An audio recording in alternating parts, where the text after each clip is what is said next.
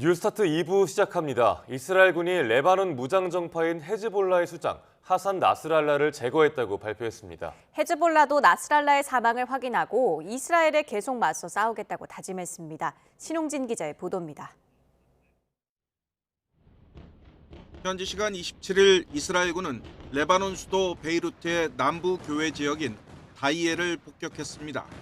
당시 건물 6채가 파괴될 정도로 폭발은 강력했습니다. 이스라엘군은 이 공격으로 헤즈볼라 최고 지도자 하산 나스랄라를 제거했다고 밝혔습니다. 이스라엘군은 그곳에서 헤즈볼라 지휘부 회의를 하던 나스랄라와 남부전선 사령관 알리 카르키 등도 사망했다고 말했습니다. State of Israel has eliminated Hassan Nasrallah, the leader of Hezbollah. He was the murderer of thousands of Israelis and foreign citizens. 헤즈볼라는 나스랄라 사망을 확인하면서 이스라엘에 계속 맞서 싸우겠다고 발표했습니다. 나스랄라는 지난 19일 무선 호출기 연쇄 폭발 비난 성명을 발표하는 등 현안이 있을 때마다 등장해 항전을 외쳤습니다. وتم تفجيرها في وقت واحد. العدو تجاوز في هذه العملية كل الضوابط والقوانين والخطوط الحمراء. لم يكترث لأي شيء على الإطلاق.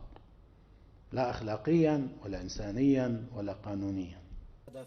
1960년생인 나스랄라는 1992년에 이스라엘 공습으로 사망한 아바스 알 무사위의 뒤를 이어받아 헤즈볼라 지도자 자리에 올랐습니다. 이후 32년간 막강한 군사 조직으로 키우며 시리아 내전 등 중동 문제에 개입해왔습니다.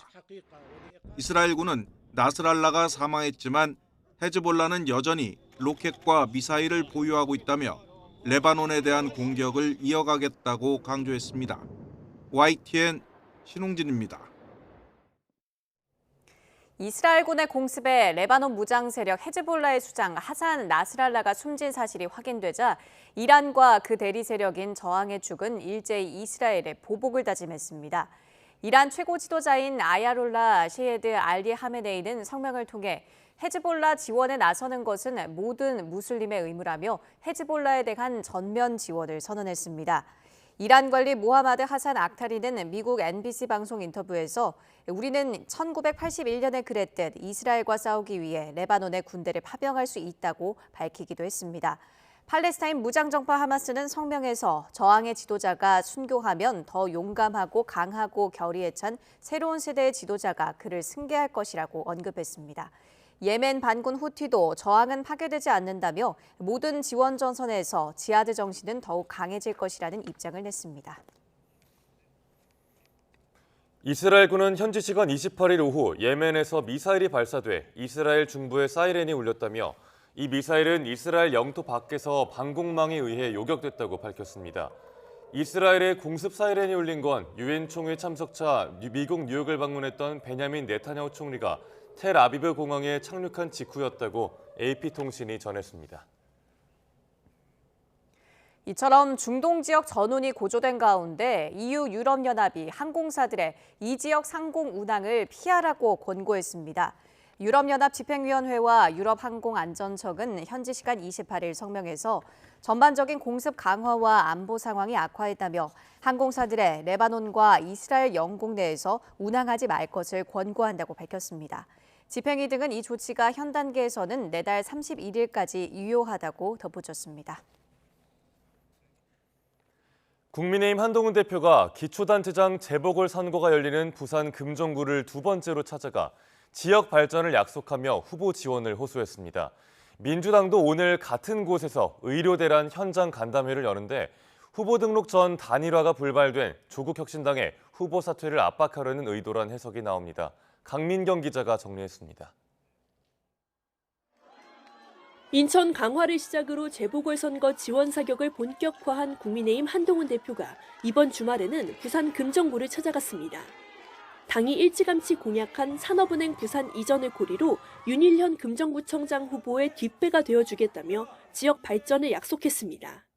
우리는 산업은행을 부산에 이전할 겁니다. 우리는 끈질기게 부산의 발전을 위해서 챙기고 뛸 겁니다. 저와 여기 있는 모두가 함께 여러분을 발전을 위해서 국민의힘은 최근 재보궐선거 지휘는 시도당에게 맡긴다는 방침을 뒤집고 지도부의 현장 지원 행보를 이어가고 있습니다. 부산 금정과 인천 강화 수성에 승리하면 지지율 하락 흐름을 뒤집고 독대 불발로 입지가 좁아진 한 대표의 리더십도 끌어올릴 수 있을 거란 계산이 깔린 걸로 보입니다. 물론 부산 탈환을 노리는 민주당도 가만히 있진 않았습니다. 지난 25일 이재명 대표가 현장 최고위원회의를 주재한 데 이어 의료대란 특위가 부산 금정구의 병원에서 현장 간담회를 열 예정입니다. 겉으론 정부의 의정 갈등을 부각하는 모양새지만 후보 등록을 마친 조국혁신당에 대한 압박의 의미가 들어있다는 해석이 적지 않습니다. 여권 우세 지역으로 분류되는 부산에서 야권표가 갈라지면 판세가 더 불리하게 돌아갈 수 있는 만큼 민주당은 연일 조국혁신당의 후보 사퇴를 압박하고 있습니다. 조국혁신당 후보의 후보 등록 자제 및 사퇴에 의한 단일화를 촉구합니다. 굳이 형식적인 단일화 공방이나 여론조사를 따로 거칠 필요는 없을 것으로 봅니다. 재보궐선거가 보름밖에 남지 않은 가운데 국민의힘과 민주당, 조국혁신당 모두 이번 기초단체장 재보궐선거를 내후년 지방선거의 전초전으로 보고 총력전을 펼치는 상황. 그만큼 선거가 다가올수록 세 당의 경쟁은 더욱 치열해질 거란 전망이 나옵니다. YTN 강민경입니다. 윤석열 대통령이 조만간 김건희 여사 특검법을 포함한 3개 법안에 대해 거부권을 행사할 걸로 예상됩니다. 야당은 검찰이 봐주기 수사를 한다며 특검을 거듭 압박했고 여당은 이재명 대표 방탄에만 열을 올린다고 역공을 펼쳤습니다. 보도에 정인용 기자입니다. 민주당은 도이치모터스 주가 조작 사건 관련자의 편지와 공범과의 통화 사실 등 정황 증거들을 열거하며 김건희 여사에 대해 포문을 열었습니다. 그런데도 김 여사가 주가 조작을 부인하는 진술을 하고 검찰도 봐주기를 하고 있다고 싸잡아 비판했습니다. 진실을 밝힐 길은 특검뿐이라며 윤석열 대통령은 김 여사 특검법을 거부해선 안 된다고 목소리를 높였습니다. 국민은 가족을 위해 특검법을 거부하는 대통령과 이에 부역하는 국민의힘을 더 이상 용인하지 않을 것임을 명심하시기 바랍니다. 박찬대 원내대표는 시민단체와 함께 윤 대통령 거부권을 거부하는 집회에도 참석하며 공세 수위를 끌어올렸습니다. 더 나아가 민주당 강득구 의원은 그제 저녁 윤 대통령 탄핵 집회를 해온 시민단체, 국회 내 장소를 빌려주고 직접 참석까지 했는데 국민의힘은 이 행사를 고리로 역공을 펼쳤습니다. 헌정 질서를 파괴하려는 집단에 국회가 단 한 뼘의 공간도 내어줘선 안 된다며 민주당의 강 의원 제명을 촉구한 겁니다. 그러면서 무죄를 받을 길이 없는 이재명 대표를 구하기 위해 탄핵 빌드업을 하는 게 아니냐고 따져 물었습니다. 온갖 수단을 동원한 방탄으로 법의 심판을 막아보려 한들 하늘의 그물은 놓치는 것이 없음을 명심하기 바랍니다. 한동훈 대표도 국회에서 그런 행사가 허용됐다는 게 충격적이라며 대단히 유감스럽다고 날을 세웠습니다. 국민의힘은 또 민주당에는 특검법 말고 다른 현안은 없느냐며 김 여사 특검법에 대해서도 검찰 수사를 지켜봐야 한다고 일축했습니다. 윤 대통령의 거부권 행사와 국회 재표결을 앞두고 정치권의 전운이 고조되고 있습니다. YTN 정인용입니다. 한국과 중국 외교수장이 현지 시간 28일 뉴욕에서 유엔 총회 개기에 만나 회담했습니다. 조태열 외교부 장관과 왕이 중국 공산당 중앙정치국 위원 겸 외교부장은 이번 회담에서 한반도 정세와 한중 양자 관계에 대해 의견을 교환했습니다. 조 장관은 모두 발언을 통해 왕 부장과의 대화가 11월 에이펙 정상회의에서 한중 고위급 교류에 대한 공감대를 확인하고 이를 구체화하는 계기가 되길 기대한다고 말했습니다. 이는 11월 에이펙 정상회의 동안 윤석열 대통령과 시진핑 중국 국가주석 간 회담 개최를 염두에 둔 발언으로 해석됩니다. 최태원 SK그룹 회장과 노소영 아트센터 나비관장의 이혼 소송에서 불거진 노태우 전 대통령의 비자금 의혹을 규명해야 한다는 목소리가 정치권 등을 중심으로 커지고 있습니다. 검찰은 관련 고발을 접수해 수사 여부를 검토하고 있는 가운데 실제 수사가 이뤄질 수 있을지는 미지수입니다. 김태원 기자입니다. 노소영 관장과 최태원 회장의 이혼 소송 항소심에서 거액의 재산 분할 판결이 내려진 결정적인 증거가 된 노태우 전 대통령 부인 김옥숙 여사의 이른바 성경 300억 메모. 법원은 노 전 대통령의 자금 300억 원이 최종현 SK 선대회장에게 흘러들어갔다며 메모 내용의 신빙성을 어느 정도 인정했습니다. 그런데 여기엔 지난 1995년 검찰의 60 비자금 수사 당시엔 드러나지 않은 904억 원의 자금 목록과 자금을 받은 것으로 추정되는 여러 사람의 이름이 실려 있었습니다. 이를 계기로 정치권 등에선 의혹을 재수사해 진위 여부를 가려내고 비자금이 맞는다면 환수해야 한다는 목소리가 점점 커지고 있습니다. 검찰은 최근 최 회장과 노 관장, 김 여사 등을 비자금 은닉과 조세 포탈로 수사해달라는 고발을 접수해 수사 여부를 검토하고 있습니다. 사건을 배당받은 서울중앙지검 범죄수익 환수부는 고발 내용을 살펴보고 직접 수사하거나 경찰에 넘길지 아니면 각하할지 결정할 것으로 보입니다. 다만 법조계에서는 검찰이 본격적인 수사에 나서 비자금을 국고로 돌린다는 게 현실적으로 쉽지 않을 것이라는 의견이 많습니다. 30년도 더 지난 사건이라 공소시효가 만료됐을 가능성도 있는 데다 자금을 주고받았다는 노 전 대통령과 최 전 회장이 모두 숨진 만큼 실체를 파악하는 것조차 까다로울 거라는 겁니다. 형식적 요건이 갖춰졌느냐, 시효도 지나지 않고 이 관련 법률로 규율할 수 있느냐와 관련해서도 의문인 측면이 좀 분명히 있고, 실제로 접근한다고 했을 때 관련자들이 많이 돌아가시기도 했고. 국회는 다음 달 8일로 예정된 법무부 국정감사에 김 여사와 노 관장, 노 전 대통령 아들 노재현 동아시아 문화센터원장을 증인으로 채택했습니다. 여기서 노 전 대통령 일가를 둘러싼 비자금 의혹에 대해 당사자들의 의미 있는 진술이 나올지도 관심입니다. YTN 김태원입니다. 병역 기피로 22년 동안 우리나라 입국이 금지된 가수 유승준 씨가 지난해 대법원 승소에도 최근 또다시 비자 발급이 거부된 걸로 드러났습니다. 유 씨에 대한 정부의 사증 발급 거부는 이번이 세 번째입니다. 유 씨는 SNS에 게시한 법률 대리인 명의의 입장문을 통해 법무부와 LA 총영사관이 자신의 입국을 또다시 거부했다고 밝혔습니다. 유 씨 측은 최근 LA 총영사관이 법무부 등과 검토해 입국 금지 결정을 유지하고 사증 발급을 거부했다며 이는 행정청이 확정 판결마저 무시하는 것으로 유 씨에 대한 인권 침해라고 주장했습니다. 그러면서 이번 거부 처분을 취소하고 입국 금지 결정 자체가 무효임을 확인하기 위한 소송을 제기했다고 설명했습니다. 동두천에 있는 아파트에서 난 불로 20대 주민이 크게 다쳤는데 인근 병원에서 10여 차례나 이송을 거부당해 3시간이 지난 뒤에야 서울에 있는 대학병원으로 옮겨졌습니다. 연기를 많이 마셔 심각한 상황이었지만 병원을 찾지 못해 한참을 현장에 누워 있었던 것으로 전해졌습니다. 신기혜 기자가 보도합니다. 소방관 3명이 잠겨있는 아파트 현관문을 열기 위해 안간힘을 씁니다. 오후 1시 반쯤 경기 동두천시에 있는 아파트 7층에서 불이 났습니다. 침실에서 시작된 불은 20분 만에 꺼졌지만 불이 난 집 현관문 앞에서 연기를 마신 채 쓰러져 있는 20대 주민이 발견됐습니다.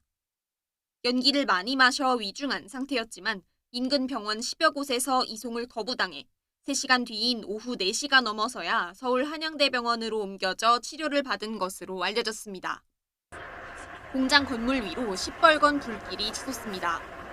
충북 진천에 있는 시트지 공장에서 불이 난 건 밤 9시 10분쯤. 불길이 커지면서 한때 담당 소방서의 인력과 장비를 모두 동원하는 대응 1단계가 발령되기도 했는데 다행히 인명피해는 없었습니다. 2시간 만에 화재를 진압한 소방은 정확한 화재 원인을 조사하고 있습니다. 흰색 승용차의 앞부분이 원래 모습을 짐작하기 힘들 정도로 심하게 부서졌습니다. 저녁 7시 10분쯤 충북 충주시에서 승용차가 앞서 가던 버스를 들이받았습니다. 이 사고로 승용차 운전자 50대 남성과 버스 승객 60대 여성이 다쳐 병원으로 옮겨졌습니다. 또 사고 충격으로 승용차 앞부분에 불이 붙어 10여 분 만에 꺼졌습니다. YTN 신기혜입니다. 어제 오후 3시 15분쯤 경남 거제시 흥남해수욕장에서 20대 남성이 실종됐습니다. 실종자는 20대 김모 씨로 일행과 물놀이 중 사라진 것으로 추정됩니다. 신고를 받은 해경과 소방당국은 선박과 드론 등을 동원해 밤샘 수색 작업을 진행하고 있습니다. 새벽 시간 전남 순천 도심에서 10대 여성 청소년을 흉기 살해한 30대 A씨가 구속됐습니다.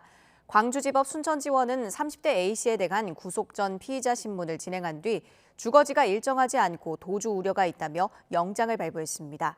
A씨는 신문에 앞서 법원에 들어서면서 연신 죄송하다고 말했습니다. 또 피해자와는 모르는 사이고 소주 4병 정도를 마셔 기억이 나지 않지만 범행을 부인하는 건 아니라고 밝혔습니다. 광주 마세라티 뺑소니 사망사고 운전자와 도피를 도운 지인이 모두 구속됐습니다. 20대 연인이 탄 오토바이를 들이받은 뒤 달아났던 30대 운전자는 인천공항에서 출국까지 시도했지만 도주한 지 67시간 만에 붙잡혔습니다. 윤태인 기자입니다. 새벽 시간 광주 화정동에서 마세라티 승용차를 몰다가 오토바이를 들이받고 도주했던 30대 김모 씨. 이 사고로 오토바이에 타고 있던 20대 여성이 숨지고 사망자의 연인도 크게 다쳤습니다. 김 씨는 지인들의 도움으로 도피를 이어가며 경찰 추적을 피해왔지만 도주 67시간 만에 서울 역삼동에서 긴급 체포됐습니다. 경찰은 김 씨와 도피 조력자에 대해 구속영장을 신청했는데 김 씨가 심사를 포기하면서 도피 조력자만 그 모습을 드러냈습니다. 도피 왜 도왔습니까? 다 알고 도피 도왔습니까? 어디로 갈 생각이셨어요? 경찰은 김 씨가 다른 범죄에도 연루돼 도주한 게 아닌지를 포함해 다른 조력자들에 대해서도 조사를 이어가고 있습니다. 오후 4시쯤엔 충북 단양군 매포읍에 있는 도담산봉 근처에서 190여 명이 타고 있던 유람선이 바위와 부딪혔습니다. 이 사고로 80대 여성 등 9명이 의식장애와 허리 통증 등을 호소해 병원으로 옮겨졌습니다. 경찰은 유람선이 후진하는 과정에서 사고가 난 것으로 보고 운영업체 등을 상대로 정확한 사고 경위를 조사하고 있습니다. 경기 수원시 하광교동에 있는 광교저수지에 사람이 빠져 있다는 신고가 접수된 건 오전 7시 40분쯤입니다. 신고를 받고 출동한 소방이 70대 여성의 시신을 경찰에 인계했습니다. 경찰은 CCTV 등을 통해 여성의 동선을 역추적하고 유적 진술 등을 토대로 범죄 혐의점이 있는지와 사고 경위를 조사할 계획입니다. YTN 윤태인입니다. 지속적인 폭우로 인한 홍수로 네팔의 수도 카트만두에서 최소 32명이 숨지고 12명이 실종됐습니다. 전국의 경찰이 구조활동 지원에 나서 1000여 명이 구조됐고 부상자도 17명 발생했다고 네팔 경찰은 전했습니다. 불어난 강물로 많은 주택이 침수되면서 주민들이 대피한 가운데 특히 도시 남쪽 지역은 대부분 물에 잠겨 군용 헬리콥터를 이용해 구조 작업이 진행됐습니다. 남아프리카 공화국의 한 시골 마을에서 총기 난사 사건이 발생해 17명이 숨졌습니다. 사건은 현지 시간 27일 밤 남동부 이스턴 케이프주 루시시키 마을의 농가 2곳에서 벌어졌습니다. 한 집에서 여성 12명과 남성 1명, 또 다른 집에서 여성 3명과 남성 1명이 숨졌습니다. 현지 언론은 피해자들이 가족 모임 중이었다고 전했습니다. 러시아 서남부 다게스탄 자치공화국의 주유소에서 발생한 폭발 사고 사망자가 13명으로 늘었습니다. 러시아 비상사태부는 사망자 13명 가운데 2명은 어린이고 부상자는 23명이며 이 가운데 1명은 위중하다고 밝혔습니다. 사고는 현지 시간 27일 다게스탄 수도 마하치칼라 외곽의 한 주유소에서 폭발과 함께 발생했고 이 여파로 주변 전력 공급이 중단되기도 했습니다. 러시아 국가수사위원회는 이번 폭발 사고에 안전관리상의 과실이나 다른 범죄 혐의점이 있는지 조사하고 있습니다.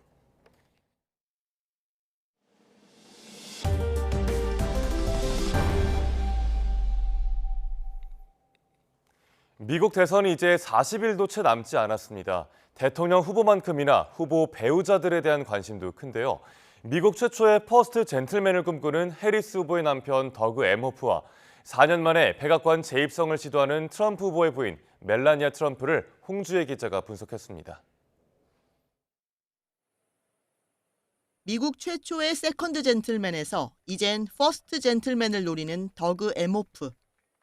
연예계 전문 변호사로 승승장구하다 부인이 부통령이 되자 이해 충돌 우려를 피하려 변론 활동을 접었습니다.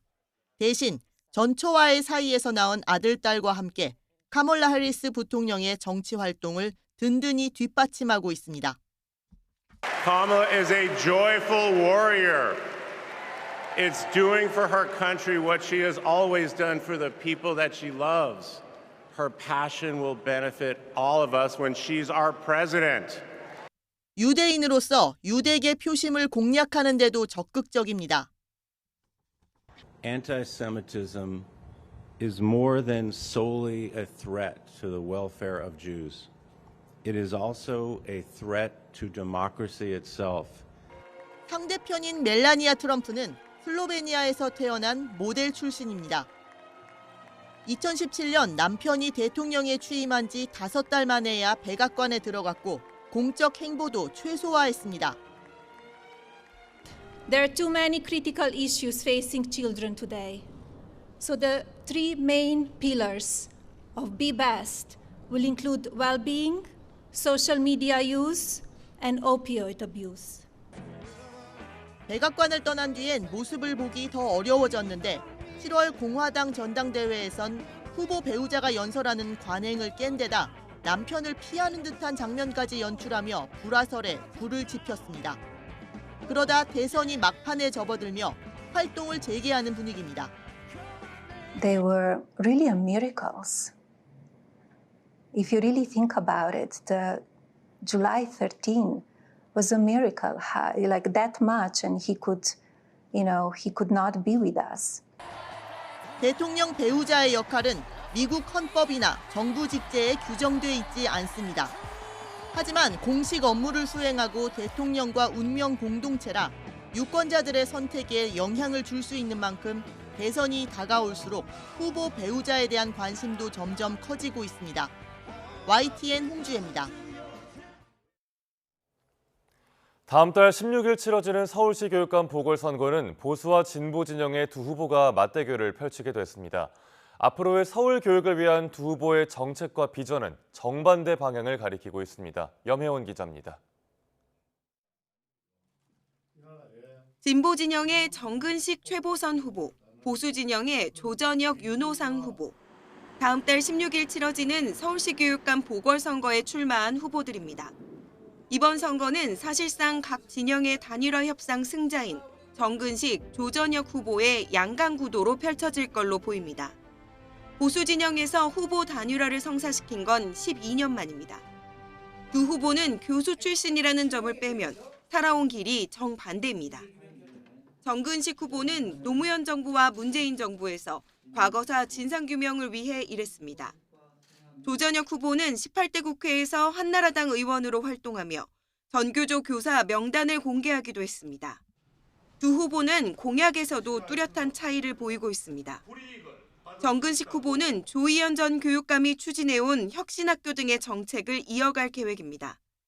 또 학생과 교사, 학부모 등이 함께 참여해 맞춤형 교육 정책을 만들어가겠다는 구상을 밝혔습니다.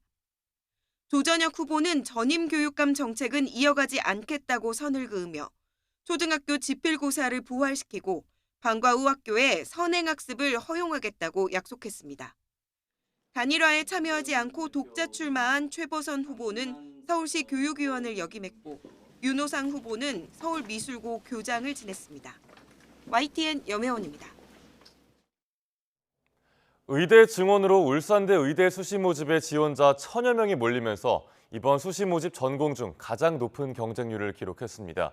이 중 절반가량은 지역인재 전형에 지원한 걸로 나타났습니다. JCN 울산중앙방송 박영훈 기자입니다. 대학이 있는 지역의 고등학교를 나온 학생만 지원할 수 있는 지역인재 전형. 의대 증원으로 울산대 의대 수시 모집에 지원자 1000여 명이 몰리면서 이번 수시 모집 전공 중 가장 높은 경쟁률을 기록한 가운데 이 중 절반은 지역인재 전형에 지원한 걸로 나타났습니다. 울산대 의대 이번 수시 모집 지역인재 전형 지원자는 517명. 지난 2015년 지역인재 전형 도입 이후 가장 높은 수치입니다. 지난 2024학년도 당시와 비교하면 2배 넘게 오른 건데 비교적 낮았던 울산 지역 지원자도 2배 넘게 급증했습니다. 이번 수시 모집 전공 전체를 놓고 봐도 울산대의 지역인재 전형 지원자는 최근 5년 새 가장 높은 수치를 기록했는데 이 역시 지난해보다 2배 넘게 오른 수치입니다. 이처럼 지원자가 몰린 이유로는 의대 증원과 함께 2025학년도부터 지역인재 전형이 확대됐기 때문인 걸로 분석됩니다. 2025학년도 울산대학교 수시 모집은 의예과 모집 인원 전체가 늘었을 뿐만 아니라 원래 학생부 종합형만 있었던 전형에서 지역교과라는 학생부 교과형 전형이 추가되면서 의대를 지망하는 학생들이 더 메리트를 느끼고 있는 것 같습니다. 울산대를 비롯한 비수도권 의대 26곳에 이번 수시 모집 지역인재 전형에 역대 가장 많은 19,000여 명이 지원하면서 전국적으로도 지역인재 전형에 많은 의대 수험생들이 몰린 상황. 하지만 서울을 비롯한 수도권 의대 수시 모집 지원자 수 역시 지난해보다 15.6% 더 늘어나면서 수도권 의대에서 탈락한 수험생들이 지방의대 정시 모집에 몰릴 거란 분석도 나오고 있습니다. 의대 증원과 지역인재 전형 확대 등의 영향으로 의대 지원자가 급증하면서 이번 2025학년도 의대 입시 경쟁은 어느 때보다 치열할 걸로 전망되고 있습니다. JCN 뉴스 박영훈입니다. 지난 한 해 동안 경찰 수사를 받은 공무원은 11,000여 명으로 이 가운데 절반 이상이 검찰에 송치된 걸로 조사됐습니다. 경찰청 범죄통계에 따르면 지난해 경찰에 입건된 중앙정부와 지방자치단체 소속 공무원 피의자는 11,380명으로 집계됐습니다. 입건 피의자의 52.9%인 6,024명이 검찰에 넘겨졌는데 이 가운데 47명이 구속상태로 송치됐고 나머지 47%인 5,345명은 불송치 결정을 받은 걸로 파악됐습니다. 피의자의 소속기관으로는 도공무원이 21.3%로 가장 많았지만 인원 대비 피의자 비율이 높은 곳은 국방부가 2.7%로 가장 높은 걸로 파악됐습니다. 국가보훈부는 내년 광복 80주년을 계기로 충남 천안의 독립기념관과 별도로 서울에 갇힌 국내 민족독립운동기념관 설립을 추진한다고 밝혔습니다. 보훈부는 오는 2027년까지 모두 245억 원의 예산을 들여 국내에서 일어난 교육, 문화, 계몽과 학생운동 등 다양한 독립운동 콘텐츠를 담은 새 기념관을 설립할 계획이라며 이같이 말했습니다. 보훈부는 기존의 기념관들은 해외 무장투쟁이나 인물 위주 등으로 돼 있어 다양한 독립운동을 알리기에는 미흡했다며 추가 설립 이유를 설명했습니다. 제주도에서 전기차를 구매하면 최대 1,000만 원의 보조금이 지급됩니다. 다만 2년 동안은 반드시 도내에서 운행해야 한다는 조건이 있는데요. 이를 어기고 다른 지역으로 차를 파는 사례가 늘고 있습니다. KCTV 제주방송 문수희 기자입니다. 지난 2022년 9월 보조금을 받고 전기차를 구매한 A씨. 자동차 등록 정보를 확인해 보니 이듬해 3월 경기 지역에 차를 판매한 것으로 확인됐습니다. 의무 운행 기간을 지키지 않은 보조금 부당 사용 사례입니다. 관련 법에 따르면 보조금을 받고 전기차를 구입한 뒤 2년 동안은 도내에서 의무적으로 운행해야 합니다. 제주가 아닌 다른 지역으로 전기차를 팔 경우에는 기간에 따라 지급된 보조금이 환수 조치됩니다. 제주도에 따르면 최근 3년 동안 의무 운행 기간을 지키지 않고 다른 지역으로 전기차를 판매에 적발된 경우는 150여 건. 올해도 벌써 15건에 이르고 있습니다. 환수 조치된 보조금은 4억 원에 육박합니다. 한 건에 적게는 18,000원에서 많게는 1,300만 원을 넘기도 합니다. 일부 교통사고로 인한 폐차나 보조금 지급 실수에 따른 환수도 있었지만 대부분이 다른 지역으로 차를 판매하는 경우로 확인됐습니다. 2년 이내 그 의무 운행 기간을 이렇게 좀 잘 지켜서 나중에 환수받는 일이 없도록 그렇게 좀 유의해 주시기 당부드립니다. 제주도는 전기차 보조금이 부당하게 쓰이는 일이 없도록 관리를 강화할 방침입니다. KCTV 뉴스 문수입니다. 벼멸구는 우리나라 남해안 지역에서 주로 나타나며 해마다 수확기에 농작물 피해를 일으키곤 합니다. 해충 피해에다 낮은 쌀 수매 가격도 농민들에게 큰 고충입니다. 서경방송 김동혁 기자가 보도합니다. 노랗게 변해버린 벼. 군데군데 벼대가 폭삭 주저앉은 곳도 보입니다. 가까이 가보니 뿌리 부분은 이미 고사가 진행됐습니다. 벼대에 집단 서식하며 줄기와 이삭 전체를 말라 죽게 하는 벼멸구 피해가 발생한 겁니다. 6월에서 7월 북동풍 영향으로 중국 남부 지역의 벼멸구가 우리나라 남서쪽 해안에 유입됩니다. 벼멸구 피해 현장에 나와 있습니다. 보시는 것처럼 폭탄을 맞은 듯 벼대들이 모두 주저앉아 있습니다. 농림축산식품부 자료를 보면 올해 발생한 전국 벼멸구 피해 면적은 26,000헥타르. 최근 3년 동안 1,000에서 3,000헥타르에 머물렀던 피해 면적을 훌쩍 뛰어넘습니다. 원인은 이상 고온, 벼멸구 산란에 적합한 환경이 만들어진 겁니다. 특히 2, 3세대 번식으로까지 이어져 개체 수는 급격하게 늘었습니다. 비별 시기에다가 왔는데 변별구가 많이 발생해가지고 그 수확 시기가 되는데 걱정이 많습니다. 수확 시기에 갑자기 멸구가 들어가지고 지금 농가에서 어려움이 많습니다. 남해군은 벼멸구 피해 확산을 막기 위해 방제 작업을 진행하고 있습니다. 지금 쌀값도 아주 안 좋은 상황이고 우리 농가들 민심도 아주 다운된 그런 상황입니다. 그래서 저희들은 이번 그 멸구만큼이라도 농가들이 좀 경영비를 좀 아낄 수 있도록. 쌀 소비 감소 등에 따른 쌀값 하락도 문제입니다. 1등급 40kg 한 가마니 기준 쌀 가격은 지난해 시세 대비 11,000원가량 하락했습니다. 유례 없는 폭염에 따른 벼멸구 피해에 쌀값 하락까지 농민들은 이중고를 겪고 있습니다. SCS 김동엽입니다. 콜드플레이와 찰리 푸스 등 세계적인 팝스타들이 한국을 찾아 국내 팬들과 만납니다. 올해 연말부터 내년까지 공연이 이어질 예정인데요. 한국이 팝스타들의 주 무대가 된 이유는 뭔지 이경국 기자가 알아봤습니다.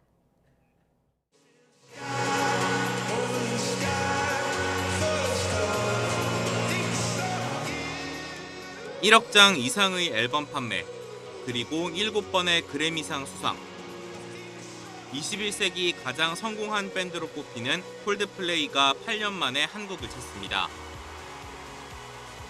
내년 4월 16일부터 고양 종합운동장에서 공연이 진행되는데 역대 최대 규모의 스타디움 쇼를 선보인다는 계획입니다.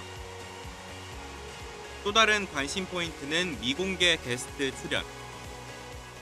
3년 전 함께 마이 유니버스를 발표했던 BTS와의 무대가 성사될지에도 이목이 쏠립니다.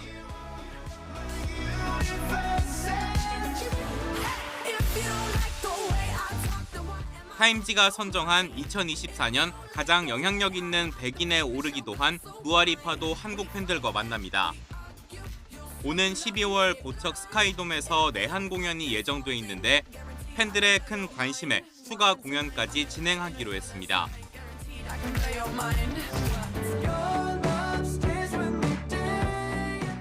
뒤이어 한국을 사랑하는 팝스타 찰리 푸스도 같은 장소에서 공연을 엽니다. 2016년과 2018년 그리고 작년에 이어 벌써 4번째 내한 공연입니다.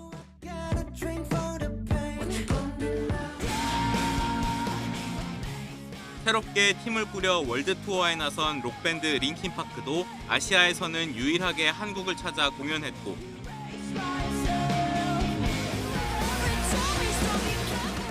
MG 팝스타 올리비아 로드리고도 15,000여 명의 관객이 모인 가운데 이틀간의 공연을 성황리에 마쳤습니다. 전문가들은 한국이 그간 일본이나 중국에 진출하기 전 거쳐가는 국가에 불과했지만 이제 상황이 달라지고 있다고 설명합니다. 서양과 동양의 아주 미묘한 매치가 잘 돼 있는 그런 작품들을 굉장히 잘 선택을 해요. 지금은 웬만한 가격들도 소화해낼 수 있는 그런 소비층들이 아주 탄탄하게 구성이 되어 있기 때문에 높아진 K-팝의 위상과 다채로운 한국의 문화 역시 팝스타들이 한국을 찾는 주된 이유 중 하나라는 분석입니다. YTN 이경국입니다. 황정민, 정혜인 주연의 베테랑2가 큰 경쟁작 없이 흥행세를 이어가고 있습니다. 5년 전 국내에서 500만 명 넘게 동원한 조커의 후속작과 천만 배우 김고은의 새 영화가 베테랑2의 독주를 깨트릴 수 있을지 주목됩니다. 김수관 기자입니다. 처음보단 다소 기세가 꺾이긴 했지만 스타 감독 류승환의 호쾌한 액션 베테랑2가 순항하고 있습니다. 다만 베테랑2가 전체 상영관의 3분의 2를 차지한 만큼 범죄도시 4에 이어 스크린 독과점 논란이 또다시 불거졌습니다. 대작이 개봉하면 상영관을 몰아주고 다른 영화들은 개봉을 늦춰 관객의 선택권이 사라지는 악순환이 반복되는 셈입니다. Well, he's not. He's a monster. 이런 가운데 2019년 선풍적인 인기를 끈 조커의 후속작이 베테랑의 아성에 도전합니다. 각종 상을 휩쓴 호아킨 피닉스가 다시 한번 소름 끼치는 조커 역을 맡고 독보적인 퍼포먼스의 대가 레이디 가가가 할리퀸으로 분하며 팬들의 기대감을 높이고 있습니다. You talked about this like when we were coming to an end, you were like you kind of didn't want it to end, and I really identified we had something more to say with the character.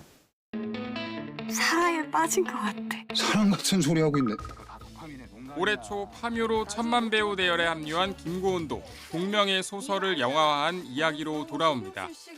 통통 튀는 자유로운 영혼 제이 역을 맡아 뻔하지 않은 성장 드라마를 김고은표 연기로 찰떡같이 소화합니다. 어렸을 때 제이만큼 놀아볼 걸 싶기도 했고 영화 자체는 무겁지 않지만 상당히 깊이 있는 글로벌 드라마 파친코로 눈도장을 찍은 노상현도 성소수자 역할에 도전해 당황하는 청춘의 얼굴을 제대로 보여줬습니다. 내가 정말 나답게 살고 있는지에 대한 그런 질문을 많이 좀 던질 수 있고 그런 생각들을 많이 해볼 수 있는 하게끔 만드는 YTN 김승환입니다. 가을 야구 막차 경쟁이 결국 시즌 최종전까지 이어지게 됐습니다. KT와 SSG가 나란히 승리하면서 사상 첫 5위 결정전이 진행될지도 관심을 끕니다. 조은지 기자입니다. KT는 선발인 왼손 에이스 벤자민이 키움 장재영에게 2점 홈런을 내주는 등 4회를 채우지 못하고 무너졌습니다. 하지만 위기에서 타선의 집중력이 빛났습니다. 5회 강백호의 2루타에 오재일이 적시타를 보태면서 경기를 뒤집었습니다. 무너진 마운드에 호출된 고영표는 9회까지 5이닝을 단 한 점으로 틀어막아 KT의 정규리그 최종전을 승리로 이끌었습니다. SSG도 1승을 보태며 반경기차 6위를 지켰습니다. 선발 김광현이 6회 원아웃까지 삼진 6개를 곁들이며 2실점으로 버텨 시즌 12승째를 따냈고 정준재가 4타수 3안타 2타점으로 맹타를 휘둘렀습니다. SSG가 월요일 키움과 최종전에서 이긴다면 KT와 승무패의 맞대결 전적까지 같아집니다. 이 경우 다음 달 1일 가을 야구 막차를 향한 초유의 5위 결정전 단판 승부가 펼쳐집니다. 어떤 상황이든 다 열어두고 있는 것이고 가면 또 이겨야 된다 이런 생각으로 계속 준비하는 것 같습니다. 지면 끝이 아닌가요? 네, 그렇죠. 제가 한 번 더 던질 수 있을 때까지 열심히 응원하겠습니다. 롯데 레이에스는 꿈의 200안타를 때렸습니다. 지난 2014년 서건창에 이어 KBO 리그 역대 2번째 대기록인데 레이에스는 남은 한 경기에서 최다 안타 새 역사에 도전합니다. 반면 40홈런 40도루에 대포 2방을 남긴 기아 김도영은 안타를 2개 쳤을 뿐 기다리던 홈런은 나오지 않았습니다. 가을 야구를 예약한 LG와 두산은 각각 삼성과 NC를 잡으면서 기분 좋게 최종전을 마무리했습니다. 올해 1000만 관중을 달성한 프로야구는 정규리그 마지막 주말 5개 구장을 꽉 채워 매진 경기를 217경기로 늘렸습니다. YTN 조은지입니다. 경남 산청은 소설 동의보감의 배경이기도 하면서 지리산 명품 약초로 널리 알려져 있죠. 산청에서 몸과 마음의 건강을 챙길 수 있는 한방 약초 축제가 열리고 있습니다. 이명준 기자입니다. 지리산 자락에 자리 잡은 경남 산청. 동의보감의 고장인 이곳에서 산청 한방 약초 축제가 개막했습니다. 축제의 성격을 한눈에 알 수 있는 주저감부터 전통 의복을 입어볼 수 있는 곳까지 다양한 전시 체험 공간에 관람객 발길이 이어졌습니다. 저는 미국에서 13년 살다가 왔는데 이런 종류의 체험을 한 번도 해보지 못해가지고 우리 아이들하고 너무 즐거운 시간을 보내고 있습니다. 달고나도 만들고 이런 의녀복도 입어봐서 너무 재밌었어요. 몸에 좋은 약초를 파는 장터에선 어르신들이 큰 관심을 보입니다. 28개 업체가 참여해 상품이 다양한 만큼 소비자는 자신의 체질에 맞는 제품을 고를 수 있습니다.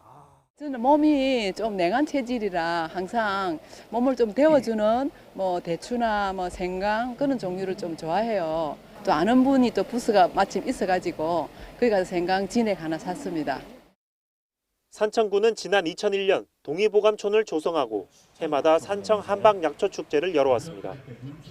약초 천여 종이 자생하는 지리산 자연 환경과 한방의 고장인 산청을 알리기 위해서입니다. 저희 축제에 많이 오셔서 한방 약초의 진정한 가치를 느껴보시기 바랍니다. 여러분들의 건강과 힐링을 저희 산청 한방약초 축제가 책임지겠습니다. 허준이 동의보감을 편찬한 해인 1613년에서 따온 더 신비로운 약방 페스타 1613이라는 주제로 열리는 제24회 산청 한방약초축제. 몸과 마음의 건강을 챙길 수 있는 산청 한방약초축제는 다음 달 6일까지 이어집니다. YTN 이명준입니다. 우리가 알고 있는 것보다 훨씬 전에 남아메리카 대륙에 인류가 존재했다는 연구 결과가 나왔습니다. 남미에 2만 1000년 전에 사람이 살았다는 건데요. 고대인이 죽은 동물을 해체할 때 뼈에 남긴 석기 자국이 결정적 증거로 제시됐습니다. 김잔디 기자가 보도합니다. 아르헨티나 라플라타 대학 박물관의 화석들, 고대 아르마딜로 등 선사시대 포유동물들의 화석도 눈에 띕니다. 2016년 프랑스 국립과학연구센터와 아르헨티나 라플라타 국립대 등 국제연구팀이 빙하기의 아르마딜로, 글립토돈의 화석을 발견했습니다. 부에노스아이레스 레콘키스타 강변에서 발굴한 화석을 조사하던 연구팀은 뼈에서 이상한 자국들을 발견합니다. No soy un especialista en marcas, pero sé diferenciar entre las marcas de roedores, de carnívoros, de plantas, y estas no coincidían con ninguna. 글립토돈 뼈에 남은 32개의 흉터 자국들은 다른 동물의 공격에 의한 것이 아니었습니다. 연구팀은 이 자국이 당시 인간이 석기를 사용해 고기를 해체하다 남긴 흔적으로 결론지었습니다. 당시 아메리카 대륙에 이미 인류가 존재했다는 것, 방사성 탄소 연대 측정과 화석이 나온 강기슭 퇴적물의 지질학적 연구 결과 시기는 약 2만 1000년 전. Nuestro hallazgo, junto a otros hallazgos que ya se vienen realizando más que nada desde las últimas décadas del siglo XXI, nos están diciendo en realidad que 학계에서 정설로 여겨지는 남아메리카 대륙의 인류 출현은 약 16,000년 전입니다. 연구팀은 이번 연구 결과를 바탕으로 아메리카 대륙의 최초 인류 정착 시기를 보다 구체화할 계획입니다. YTN 김지한입니다. 기체 결함으로 유인 시험비행 임무 완수에 실패한 미국 보잉사의 우주캡슐 스타라이너를 대신해 스페이스X의 우주캡슐 드래건이 국제우주정거장 ISS에 발이 묶인 우주비행사 2명을 데려오는 임무에 나섰습니다. 드래건을 탑재한 스페이스X의 팰컨9 로켓은 현지 시간 28일 오후 1시 17분 미 플로리다주 케이프 커네버럴 우주기지에서 발사됐습니다. 이후 드래건은 로켓 추진체에서 순조롭게 분리됐으며 자체 기동을 시작해 ISS로 향하는 궤도에 진입했습니다.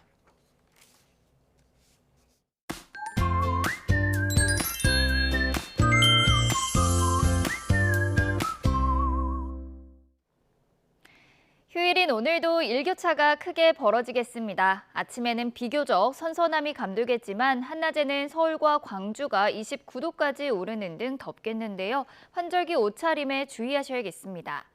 오늘 서울 등 내륙지방은 대체로 맑겠습니다. 다만 영동과 영남 해안, 제주도는 흐린 가운데 오전까지 비나 빗방울이 떨어지는 곳이 있겠고요. 해안가에는 강한 바람과 함께 너울성 파도가 높게 일겠습니다. 현재 기온 살펴보도록 하겠습니다. 현재 서울 기온은 19.3도, 대전은 19.1도, 부산은 21.2도로 출발하고 있습니다. 한낮에는 동해안을 제외한 곳곳에서 늦더위가 나타나겠는데요. 오늘 서울 낮 기온은 29도, 대전은 28도, 대구는 27도를 보이겠습니다.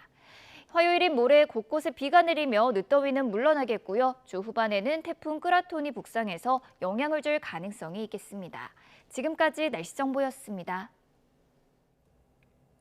뉴스타트 2부 마칩니다. 잠시 후 3부가 이어집니다. 시청해주신 여러분 고맙습니다.